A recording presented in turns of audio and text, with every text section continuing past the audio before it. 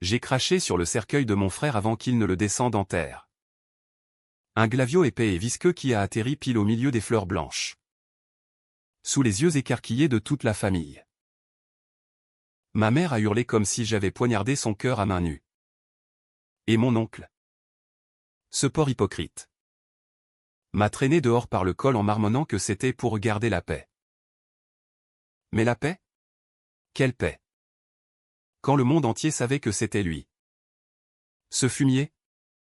Qui avait poussé Alexandre à se pendre dans notre cave familiale? À Montmartre? Avec une corde volée à son propre atelier de menuiserie? Et maintenant?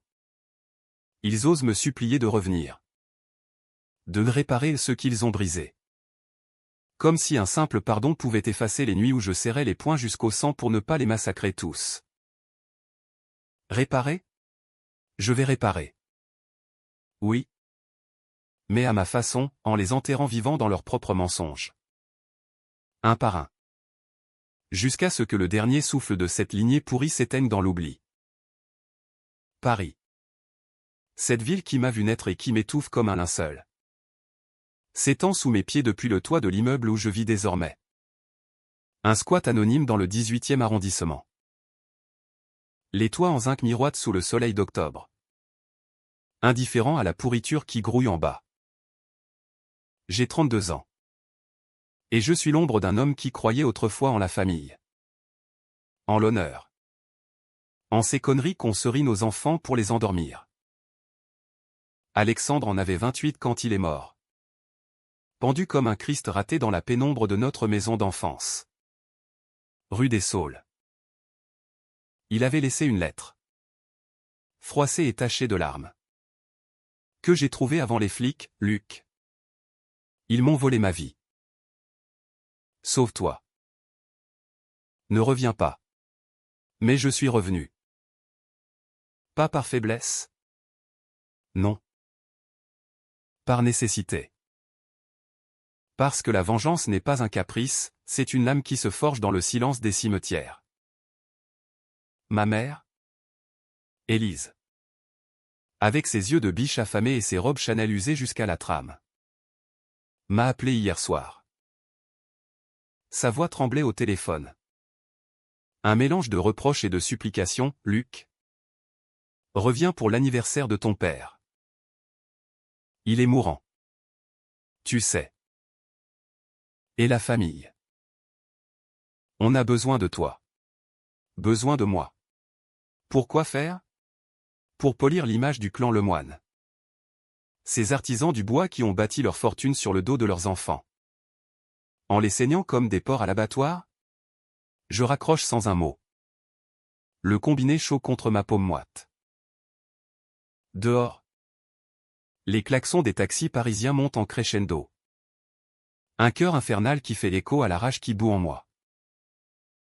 Je me souviens du jour de l'enterrement. Il y a 6 mois. L'église Saint-Pierre de Montmartre. Bondée de cousins lointains venus de province. De collègues d'Alexandre qui pleuraient un frère qu'ils n'avaient jamais vraiment connu. Moi. J'étais là. En costume noir trop serré. Les ongles rongés jusqu'à la pulpe. Quand le prêtre a entonné son sermon lénifiant sur le pardon et la miséricorde divine. Quelque chose a craqué en moi. Alexandre n'était pas un saint, il était un gamin brisé. Forcé d'entrer dans l'atelier à 16 ans pour honorer la tradition. Pendant que moi. Le cadet. Je pouvais m'échapper vers l'université. Vers des rêves idiots de littérature et de voyage. Mais Alexandre? Il avait payé le prix. Père. Henri Lemoine. Le patriarche au cigare éternel et au verre de cognac à la main. L'avait harcelé jusqu'à l'os, tu seras menuisier ou rien du tout. Pas de ces fadesses d'artistes. Alexandre dessinait. Vous comprenez? Des meubles sculptés comme des poèmes. Des tables qui racontaient des histoires de forêts enchantées. Mais Henri les avait brûlés. Un soir d'ivresse. Dans le jardin derrière la maison. De la merde pour pédé. Avait-il ricané. Et oncle Gérard, le frère de père, avait ri avec lui. Ce rire gras qui pue le pastis et les secrets inavouables. C'est Gérard qui m'a viré de l'église ce jour-là. Pour la paix. Luc. Ta mère ne supporterait pas un scandale. La paix. Le mot me colle à la peau comme une gale. Je l'ai giflé. Là. Sur le parvis. Sous les regards des touristes qui prenaient des photos du Sacré-Cœur comme si c'était un décor de carte postale. Sa joue a rougi. Et pour la première fois, j'ai vu la peur dans ses yeux porcins. Tu regretteras ça. Gamin. A-t-il sifflé? Oh. Oui. Il regrettera. Tous regretteront. Je descends les escaliers grinçants de mon immeuble. L'air chargé d'odeurs de friture et de misère. Rue des Abbesses. Les cafés débordent de Parisiens pressés. Ces fantômes en écharpe qui sirotent leur espresso sans voir le sang qui coule sous leurs pieds. J'entre au Le Temps Perdu.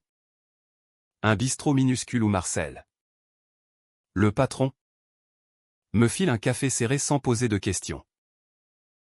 Il sait pour Alexandre, tout le quartier sait. T'as l'air d'un mort-vivant. Luc, grommelle-t-il en essuyant le comptoir. Je hausse les épaules. Mieux vaut ça que d'être un vivant mort. Assis à ma table habituelle. Près de la vitre couverte de buée. Je sors le dossier que j'ai assemblé ces derniers mois. Des photocopies de factures falsifiées. Des relevés bancaires montrant comment Gérard a siphonné l'argent de l'atelier pour ses dettes de jeu. Des témoignages anonymes de fournisseurs qui jurent qu'Alexandre était clean. Pas accro à rien d'autre qu'à son propre talent étouffé. Et la lettre. Toujours la lettre.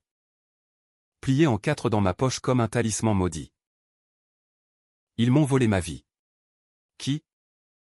Il? Père. Bien sûr. Mais aussi mère. Qui fermait les yeux pour garder ses perles et ses soirées bridge. Et Claire. La femme d'Alexandre. Qui l'a quitté 3 mois avant sa mort pour un galeriste du Marais.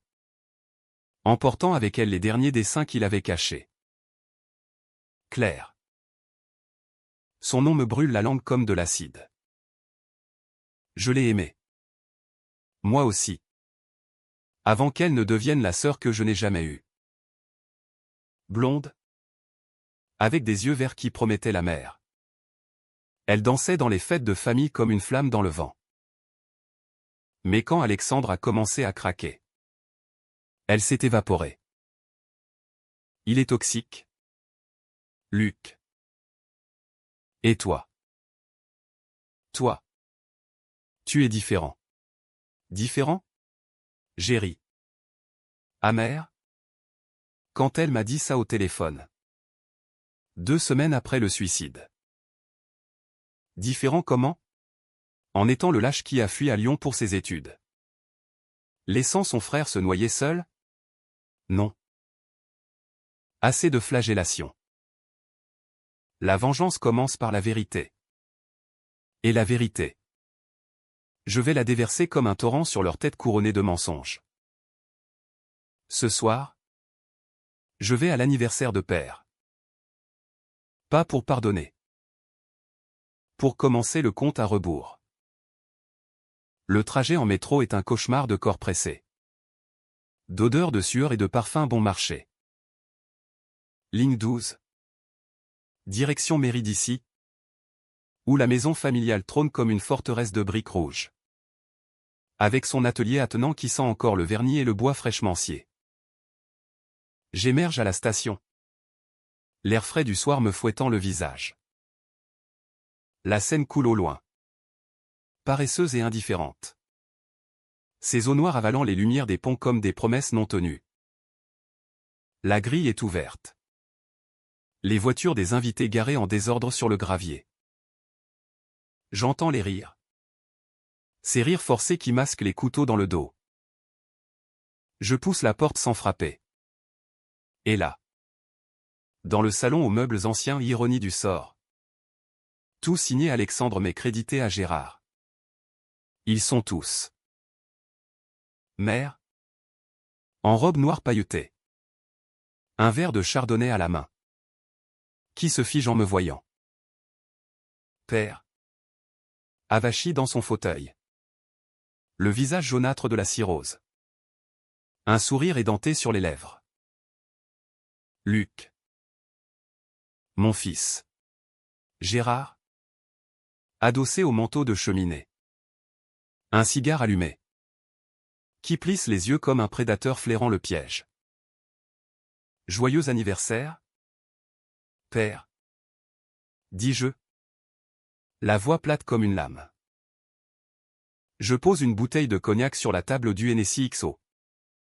Son préféré. Mais j'y ai glissé quelque chose. Pas du poison. Non, juste un laxatif puissant. Pour commencer en douceur. Les intestins de la bête doivent se tordre avant que la gorge ne soit tranchée. Les conversations reprennent. Hésitantes. On parle de tout et de rien, le temps. Les élections. Le nouveau bistrot rue Le Pic. Mais je sens leurs regards obliques. Ces flèches empoisonnées qui guettent ma prochaine bourde. Claire est là. Aussi. Au bras d'un type en costard gris. Un sourire factice aux lèvres. Luc. Ça fait longtemps. Longtemps? 6 mois. C'est une éternité quand on enterre un frère. Je m'assois près de père. Lui verse un verre. À la famille. Trinque-je. Et il boit. Goulûment. Ignorant le piège. La soirée s'étire. Lourde comme un linceul. À minuit. Quand les invités commencent à partir, père se lève pour un toast final. Ces mots butent. Pâteux, à Alexandre. Qui nous manque? Un murmure d'approbation. Je ris. Intérieurement. Manque? Il l'a tué? Ce monstre? Puis ça arrive, père blêmi. Porte une main à son ventre. Et se plie en deux. Qu'est-ce que? Les rires fusent. Nerveux. Puis se taisent quand il se rue aux toilettes. Claquant la porte. Mère panique. Gérard jurait. Moi? Je souris. Pour la première fois depuis des mois. C'est le début. Le premier coup de feu dans la nuit. La nuit de l'anniversaire s'achève dans le chaos. Un ballet grotesque de vomissements et de reproches chuchotés. Père. Ce colosse effondré par l'alcool. Passe la moitié de la soirée courbé sur la cuvette. Son corps secoué de spasmes comme si les démons qu'il a semés en nous remontaient enfin à la surface. Mère court autour de lui. Épongeant son front d'un mouchoir en dentelle. Les yeux rougis mais secs, elle a pleuré toutes ses larmes pour Alexandre. Ou du moins c'est ce qu'elle prétend. Gérard, lui, me fixe d'un air suspicieux. Son cigare éteint entre les doigts tremblants. Qu'est-ce que t'as foutu dans ce cognac? Salaud, murmure-t-il quand les derniers invités sont partis. La maison retombant dans son silence oppressant. Je hausse les épaules. Feignant l'innocence. Rien du tout. Oncle. Juste un petit remontant pour fêter ça. Il s'avance. Menaçant. Mais je ne recule pas. Pour la première fois. Je le vois tel qu'il est, un homme fini. Bedonnant. Avec des rides qui creusent son visage comme des sillons dans la terre aride. Il a 58 ans. Mais en paraît 70. Rongé par les dettes et les regrets qu'il noie dans le jeu. Touche pas à la famille. Luc. Ou je te brise. Je ris. Bas et rauque. La famille?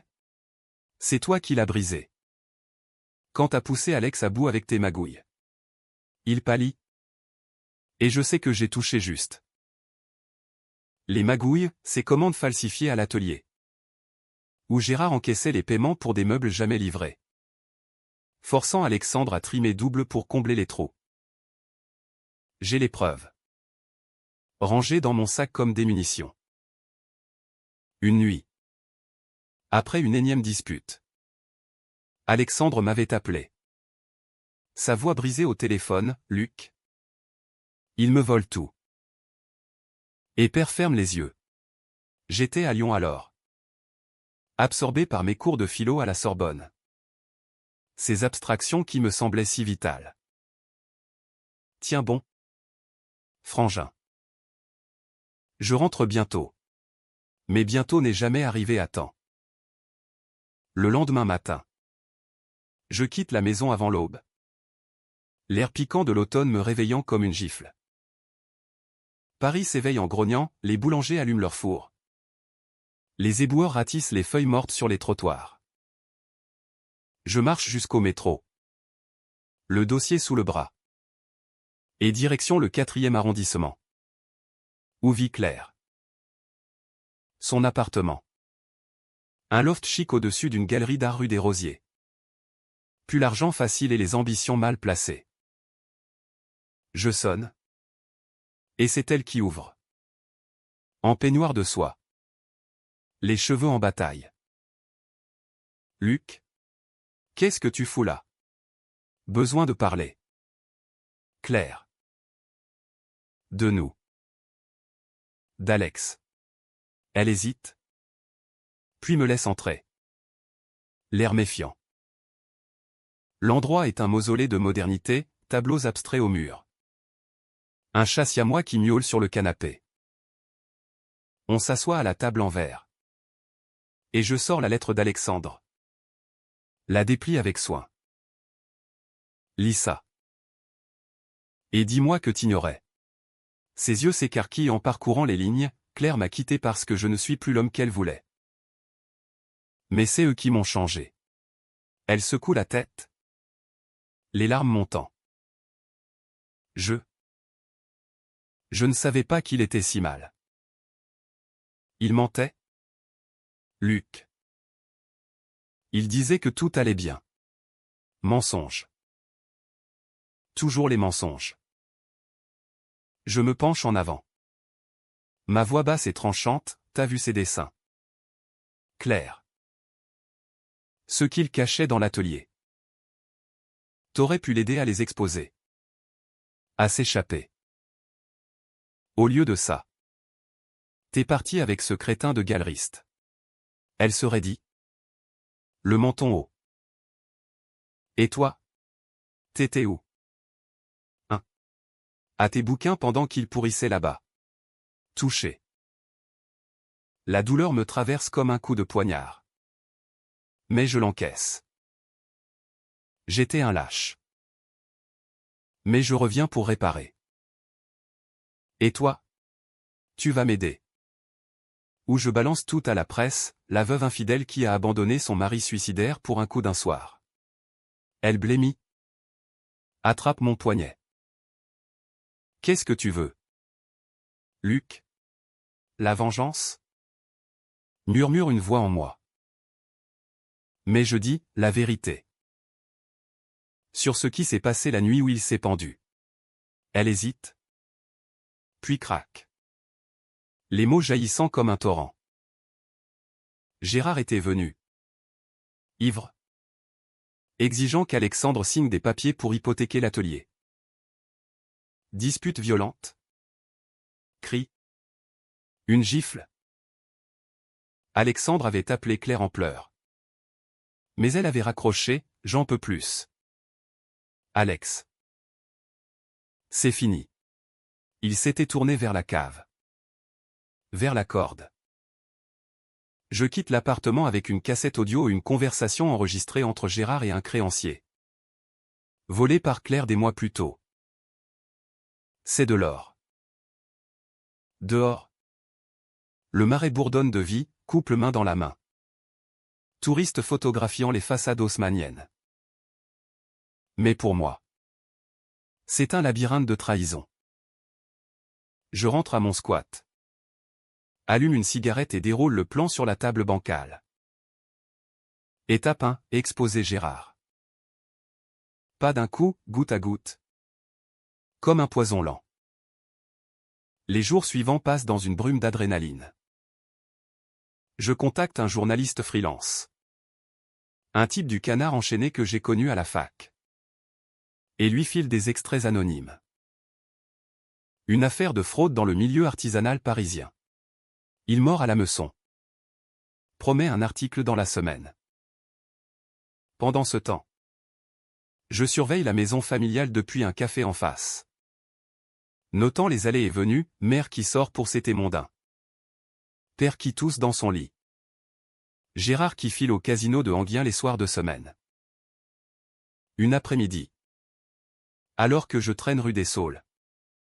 Je croise une vieille voisine. Madame Duval. Qui m'attrape par le bras. Luc. Mon petit. Ton frère. Quel malheur. Mais ton oncle. Toujours à comploter. Elle parle bas. Les yeux fuyants. La nuit où Alex est mort. J'ai entendu des cris. Et une voiture qui partait en trombe. Pas la sienne. Gérard. Évidemment. Je la remercie. Lui glisse un billet de 20 € pour le silence au nom. Pour qu'elle témoigne si besoin. La nuit. Les cauchemars reviennent, Alexandre pendu. Ses pieds nus frôlant le sol de terre battue. Ses yeux vitreux fixés sur moi comme un reproche éternel. Je me réveille en sueur. Le cœur battant. Et je descends au rez-de-chaussée pour avaler un verre de vin rouge volé. Le squat est vide. Sauf pour les rats qui grattent les murs. Ici, au moins, personne ne me demande de réparer. Mais la solitude est une lame à double tranchant, elle aiguise la haine. Mais elle ronge l'âme. Le vendredi, l'article sort. Fraude et endettement, un atelier familial de Montmartre au bord du gouffre. Pas de nom. Encore. Mais les détails sont accablants, factures gonflées. Meubles fantômes. Gérard panique, je le vois de loin. Arpentant le jardin. Téléphone collé à l'oreille. Il appelle les flics? Les avocats? Peu importe. Le piège se referme. Ce soir-là. Mère m'appelle à nouveau. Luc. Viens. Ton père veut te voir. Et Gérard. Il est effondré. Effondré? Bien. Je raccroche. Souris dans l'obscurité. La danse continue. L'article fait l'effet d'une grenade dans le salon familial. Le lendemain. Je reçois un SMS de Claire, Gérard hurle sur tout le monde. Il soupçonne un traître. Sois prudent. Prudent? La prudence est pour les moutons. Moi. Je suis le loup qui guette dans l'ombre. Je décide de frapper plus fort, une visite surprise à l'atelier. Ce sanctuaire maudit où Alexandre a passé ses dernières années à sculpter des rêves que personne ne voulait voir. L'atelier est un hangar sombre derrière la maison. Imprégné d'odeurs de sueur et de résine. La porte grince quand j'entre. Et là. Au milieu des établis couverts de poussière. Je trouve Gérard. Penché sur des papiers froissés. Une bouteille de whisky entamée à portée de main. Il sursaute en me voyant. Son visage congestionné. Toi. Sors d'ici. Espèce de rat. Je m'avance calmement. Sors la cassette de ma poche et l'agite comme un trophée. Écoute ça d'abord. Oncle. Ton petit arrangement avec les créanciers. Il blêmit. Tend la main pour l'arracher. Mais je recule. J'appuie sur play. Et sa voix nasillarde emplit l'air, ouais. J'ai besoin de 50 000 de plus. L'atelier paie. Promis. Un silence. Puis, Alex? Il signe rien. Il est indisposé. Indisposé. Le mot me glace. C'était la nuit de la dispute. Celle qui a mené à la corde. Gérard s'effondre sur un tabouret. La tête dans les mains. C'était pour le bien de la famille. Luc. Les dettes. Elles nous étouffaient tous. Le bien? Je ris. Amer? Et je m'assois en face de lui. Nos genoux presque se touchant. Alex est mort à cause de toi. T'as falsifié sa signature. T'as ruiné ses designs pour tes paris foireux. Et Père savait. Il secoue la tête.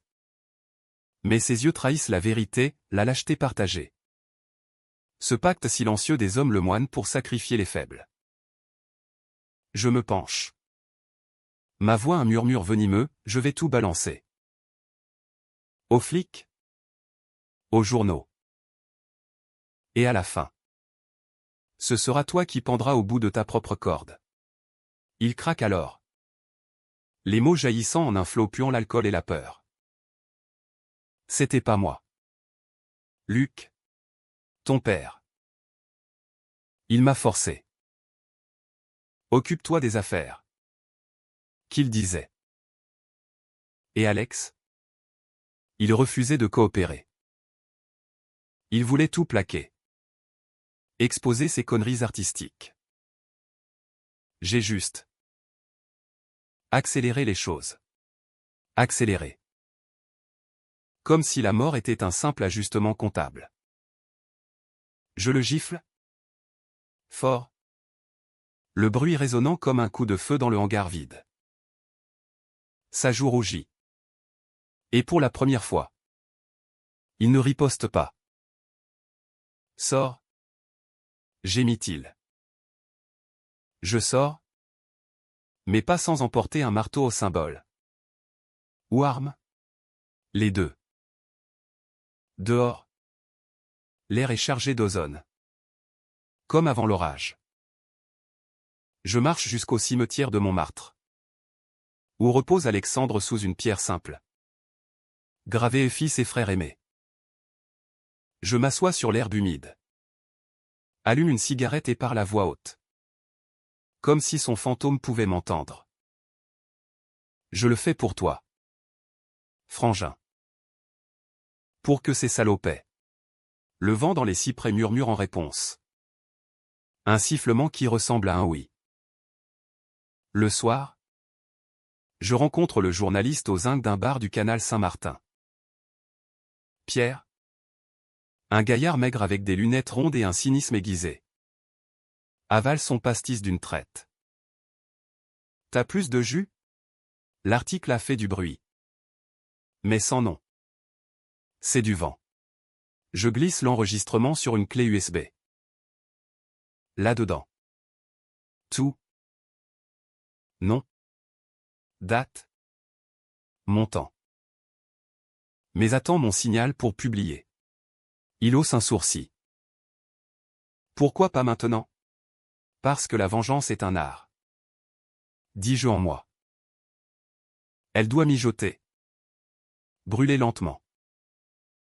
Les jours suivants sont une danse sur des braises. Mère m'appelle tous les matins. Sa voix chevrotante, ton père va mal. Luc. Les médecins disent que c'est le foie. Mais je sais que c'est le chagrin. Chagrin? Pour un fils qu'il a traité comme un serf? Je vais la voir? Un après-midi pluvieux. La maison sentant le bouillon et la maladie. Elle est dans la cuisine. Épluchant des légumes avec des gestes mécaniques. Assieds-toi. Mon fils. Je m'assois. Et elle pose une main sur la mienne. Froide comme un marbre. Pourquoi tu es tant? Luc? On t'a aimé. Nous? Aimé? Je retire ma main. La voix tremblante de rage contenue. Aimé? T'as vu Alex dépérir sous tes yeux et t'as rien dit. Pour garder la paix. Comme toujours. Elle fond en larmes. Enfin. Des sanglots qui secouent son corps frêle. J'avais peur. Ton père. Il me battait? Parfois. Pas avec les poings. Mais avec ses mots. T'es rien sans moi. Et Gérard? Il profitait de tout. Battu. Le mot me frappe comme un coup de massue. Ma mère? Cette icône de grâce bourgeoise. Brisée en silence. Une partie de moi veut la serrer dans mes bras. Lui pardonner. Mais l'autre? La bête affamée. Murmure, utilise-la. Dis-moi tout. Je demande doucement. Et elle parle. Des heures durant, les dettes de Gérard qui remontent à l'enfance. Père qui couvre pour protéger la réputation. Alexandre qui menaçait de tout révéler en vendant ses sculptures à un galeriste concurrent. Il voulait s'enfuir. Luc. À Marseille. Recommencer. Marseille. La mer? Le soleil? Loin de cette tombe qu'est Paris. Et ils l'ont retenu. Enchaîné par la culpabilité familiale. Je quitte la maison avec un nouveau morceau du puzzle, une boîte de lettres anciennes. Cachée dans le grenier. Où père avoue amer c'est l'erreur avec Gérard à vol. Chantage mineur. C'est assez pour couler le bateau. Mais au lieu de le noyer tout de suite, je décide d'un coup théâtral, une confrontation collective. J'organise un dîner. Sous prétexte de réconciliation. Pour père. Dis-je amer au téléphone. Elle accepte. Soulagée. Invitée, elle. Père. Gérard. Claire et son amant. Lieu, l'atelier. Pour l'ironie. La nuit venue. La table est dressée avec des chandelles vacillantes. Des plats froids que j'ai achetés au traiteur du coin. Ils arrivent. Tendu, père en chaise roulante. Poussé par mère, Gérard. L'air d'un condamné, Claire. Nerveuse. Évitant mon regard. Toasté. Dis-je en levant mon verre. À la vérité. Ils boivent. Mal à l'aise. Puis je projette l'enregistrement sur un vieux écran. La voix de Gérard emplissant l'atelier comme un fantôme. Cri. Accusation. Père s'effondre en larmes, arrêtez. C'était pour survivre. Gérard bondit. Me traite de traître. Claire hurle, t'es un monstre. Luc. Monstre? Oui. Peut-être. Mais c'est vous qui m'avez créé. La nuit se termine en pugilat verbal. Porte claquant. Seule mère reste. Effondrée. Que as-tu fait? Tout. Dis-je. Pour réparer. Après le dîner catastrophe. L'atelier résonne encore des échos de leurs cris. Comme si les murs de bois absorbaient la haine pour la recracher plus tard. Amplifiée. Je reste seul avec mère. Assise sur une caisse de clous rouillés. Son maquillage coulant en traînées noires sur ses joues. Luc. Tu vas nous détruire tous. Détruire? C'est déjà fait. Murmurai-je en ramassant les verres brisés. La famille Lemoine n'est plus qu'un tas de débris. Et je suis le vent qui les disperse. Elle se lève. Chancelante. Et me prend la main. Viens avec moi. Ton père veut te dire quelque chose. Dans la maison. L'air est lourd de médicaments et de regrets. Père est alité. Relié à une perfusion. Son souffle rauque comme un moteur grippé. Il me fait signe d'approcher. Ses yeux jaunes injectés de sang. Assieds-toi. Fiston. Je m'assois. Le cœur un point serré. J'ai merdé. Luc. Avec Alex. J'étais dur parce que j'avais peur. Peur qu'il devienne comme moi, un artisan sans génie. Coincé dans la tradition. Peur. Le mot sonne faux dans sa bouche. Mais je l'écoute. Hypnotisé par cette confession tardive. Gérard. C'était mon ombre. On a commencé petit. Des larcins pour payer les factures. Puis ça a dérapé. Il tousse. Crache dans un bassin. Alex l'a su. Il voulait dénoncer. J'ai supplié. Pour la paix. Tu vois. La paix. Encore. Cette malédiction qui nous enchaîne tous. Et maintenant, dis-je. La voix neutre. Il ferme les yeux. Maintenant. Pardonne-moi. Et sauve ceux qui restent. Sauver? La tentation me ronge. Un verre dans la pomme. Pour un instant. Je vois l'homme qu'il fut, jeune menuisier. Amoureux de mer dans les balles de la rive gauche. Bâtissant un empire de bois noble. Mais l'empire s'est écroulé sur nous. Écrasant Alexandre au passage. Je me lève sans un mot. Quitte la chambre.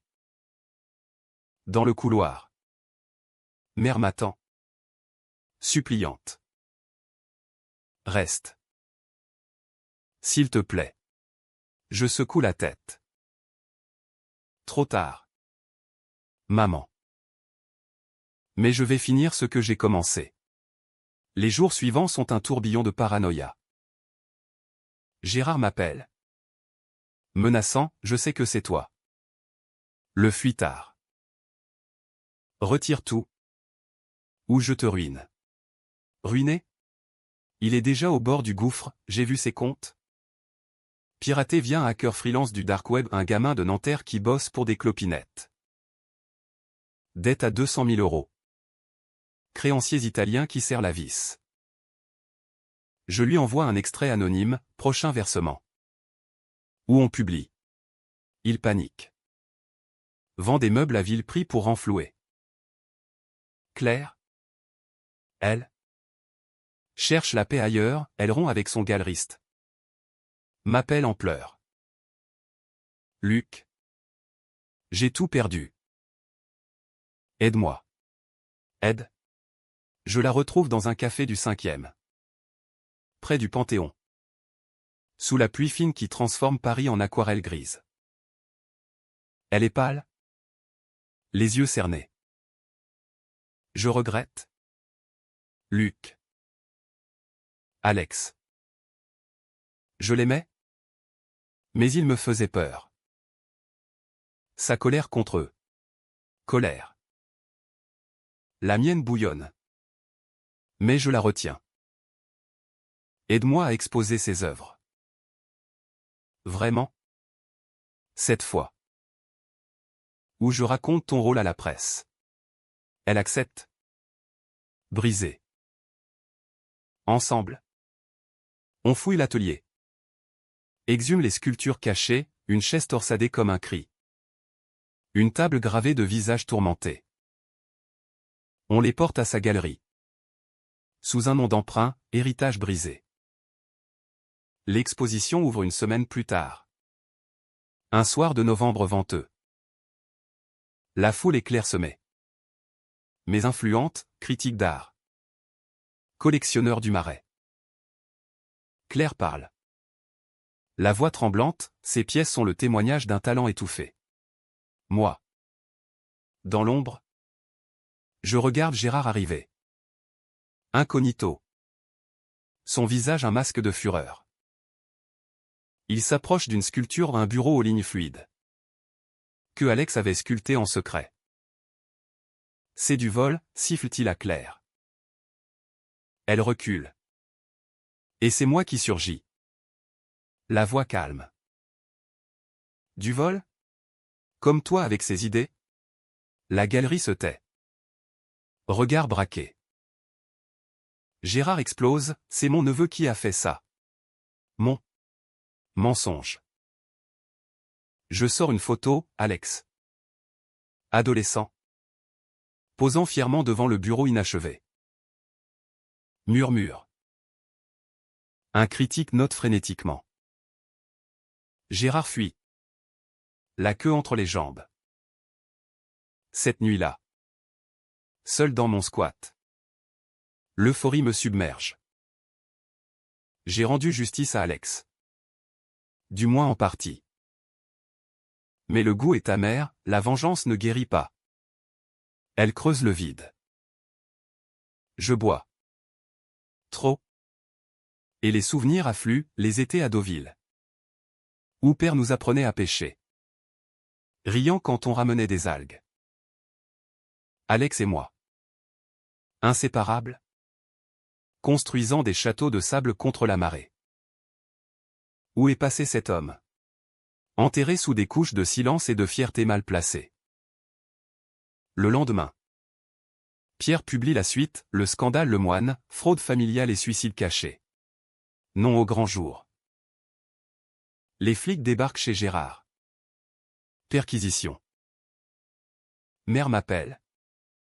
Hystérique, ton père. Il a fait une attaque. Je cours à l'hôpital Lariboisière. Le cœur cognant. Il est en soins intensifs. Tubulure partout. Inconscient. Merveille. Brisé. C'est la fin. Luc. La fin. Mais pour qui? Je m'assois. Prends sa main froide. Pardon? Murmure-t-il en se réveillant. Les yeux vitreux. Pour Alex. Pour toi. Les mots que j'attendais. Trop tard. Je hoche la tête. Mais intérieurement. La lame tourne, pas de pardon. Pas encore.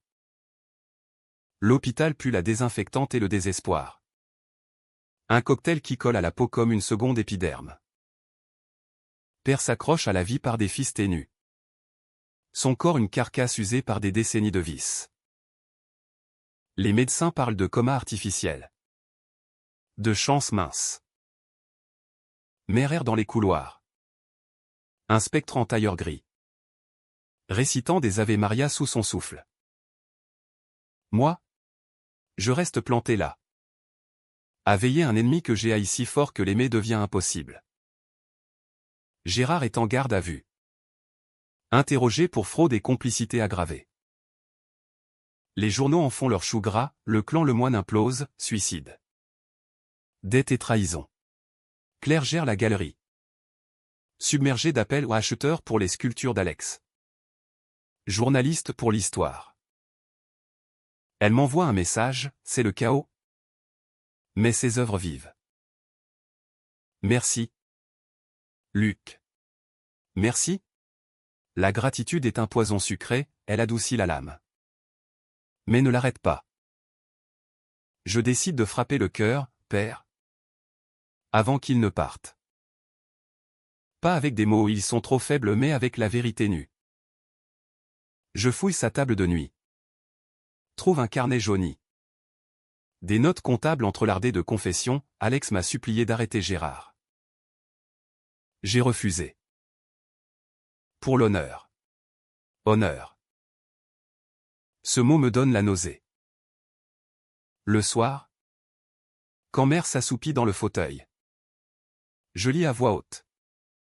Penché sur lui, écoute. Père. C'est toi qui l'as tué. Pas la corde. Mais ton silence. Ses paupières tressaillent. Un gémissement échappe. Bon. Qu'il emporte ça en enfer. Dehors. Paris est un tumulte, manifestation contre la hausse des loyers. Sirène hurlant dans la nuit. Je marche le long de la Seine. Les lumières des bateaux-mouches dansant sur l'eau comme des feux folles et moqueurs. Une pensée me hante, et si la vengeance me tuait aussi? Je sens le vide s'élargir. Un abîme où tombent mes propres rêves, l'écriture. Les voyages. Une vie loin de cette malédiction familiale. Mais reculer maintenant? Ce serait trahir Alex. Le lendemain. Gérard est relâché sous caution. Un piège à Raki claque à moitié. Il m'attend à la sortie de l'hôpital.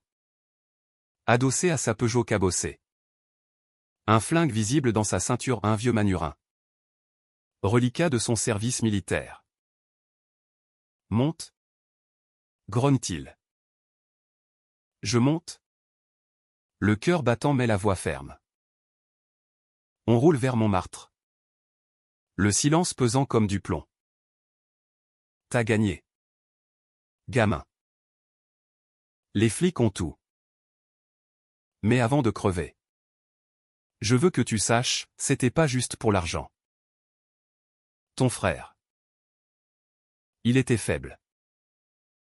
Il voulait tout changer. Briser la lignée. Faible? Alex? Avec ses mains calleuses et son âme de poète? Je serre les poings. C'est toi le faible. Oncle. À te cacher derrière père. Il rit. Amer. Égare la voiture rue des Saules. On entre dans l'atelier vide. Écho de nos pas. Finissons ça ici, dit-il. Sortant le flingue. Tremblant. Je ne recule pas. Tire. Si t'oses. Mais souviens-toi, c'est toi qui as pendu Alex. Moralement. Il hésite. Le canon vacille. Puis baisse le bras. Pleurant comme un enfant. Aide-moi. Luc. J'ai peur. Peur. Le grand Gérard Lemoine. Terrifié. Je le désarme d'un geste. Le pousse contre l'établi. La peur. C'est ce qu'Alex a ressenti. Seul. Dans la cave. Je sors mon téléphone. Appelle les flics, intrus armés à l'atelier Lemoine. Il hurle. Se débat. Mais c'est fini. Les menottes claquent. Et il est emmené. Me fusillant du regard, tu paieras. Salaud. De retour à l'hôpital. Père se réveille pour de bon. Les médecins sont surpris, un miracle. Disent-ils. Mais je sais, c'est la confrontation qui l'a ranimé. Le forçant à affronter son ombre. Il me demande Claire et les enfants, il n'en a pas. Mais dans son délire. Il en invente. Je mens? Pour la paix. Ironie. Claire arrive. Porteuse de nouvelles, l'exposition cartonne. Un collectionneur propose une rétrospective au Louvre des Arts décoratifs. Alex serait fier. Fier? Je l'espère. Mais la nuit? Seul. Je craque, sanglots rauques. Point contre le mur jusqu'au sang. La vengeance libère. Mais elle laisse des cicatrices béantes. Puis le coup de grâce, je confronte mère. Dans la chambre d'hôtel où elle s'est réfugiée. T'as su pour les coups de père? Elle hoche la tête. Brisée. Oui. Et j'ai rien dit. Pour les enfants. Pour nous. Le cycle. C'est fini? Dis-je. Vends la maison. Pars. Répare ta vie. Elle pleure. Accepte. Un début. Mais Gérard s'évade de sa cellule. Un soir pluvieux. Appel anonyme, il vient pour toi. La traque commence. La fuite de Gérard est un coup de tonnerre dans la nuit parisienne. Un éclair qui illumine toutes les fissures de mon armure. Les flics bouclent le quartier. Sirènes hurlant comme des loups enragés. Mais je sais qu'il viendra ici, le squat du 18e. Ce terrier où j'ai ourdi ma toile. Je barricade la porte. Un couteau de cuisine à la main, pas pour tuer. Mais pour survivre. L'attente est un supplice. Chaque craquement du plancher un présage de faim. Il frappe à minuit. Discret. Comme un fantôme. Luc. Ouvre. C'est fini. Sa voix est rauque. Brisée. J'entr'ouvre. Et il entre. Trempé. Larme au poing. Pas de flic derrière, il est seul. Acculé. T'as tout pris. Murmure-t-il. S'effondrant sur une chaise. Ma liberté. Ma famille. Je reste debout. La lame froide contre ma paume. T'as pris la vie d'Alex. Balance le flingue. Il hésite. Puis obéit. Le métal cliquetant sur le sol. Les mots sortent alors. Un torrent de confessions, l'enfance volée par un père tyrannique. Les dettes pour fuir. La haine pour Alex qui représentait tout ce qu'il n'était pas libre. Talentueux. J'ai voulu l'aider. Une fois. Lui prêter pour exposer. Mais père a interdit. Pas de faible dans la lignée. Faible. Le mot nous lie tous. Une chaîne invisible. Je m'assois en face. La rage s'émoussant en pitié au nom. En compréhension. On est tous faibles. Oncle. Mais toi. T'as choisi la destruction. Il hoche la tête. Pleurant. J'appelle les flics. Le livre. Au commissariat. Il signe tout, aveu complet. Détails sur les fraudes. Le rôle de père. Pour Alex. Dit-il avant qu'on l'embarque. Père guéri. Contre toute attente. Sorti de l'hôpital. Il vend l'atelier. Donne l'argent à une fondation pour jeunes artistes. Pour racheter mon âme. Me dit-il un jour. Dans le jardin nu. Mère part à Nice. Chez une sœur. Recommence avec des cours de peinture. Claire et moi. On expose ensemble. Transformant la douleur en art. Mais entre nous. Une étincelle au pas d'amour. Pas encore. Mais une alliance forgée dans le feu. Paris change. Ou peut-être moi. Je marche sur les quais. Le vent salé de la Seine caressant mon visage. La vengeance est finie, elle a réparé ce qu'elle a brisé. Paradoxalement. Alex hante encore mes rêves. Mais maintenant. Il sourit. Sauve-toi. Disait sa lettre. Je me sauve. Un pas après l'autre. Et la paix? Elle vient. Fragile. Comme un matin clair après la tempête. Pas la paix des lâches. Mais celle des survivants. J'écris. Enfin, ce récit. Pour que personne n'oublie. Pour que la lignée s'arrête avec moi. Propre. Libéré.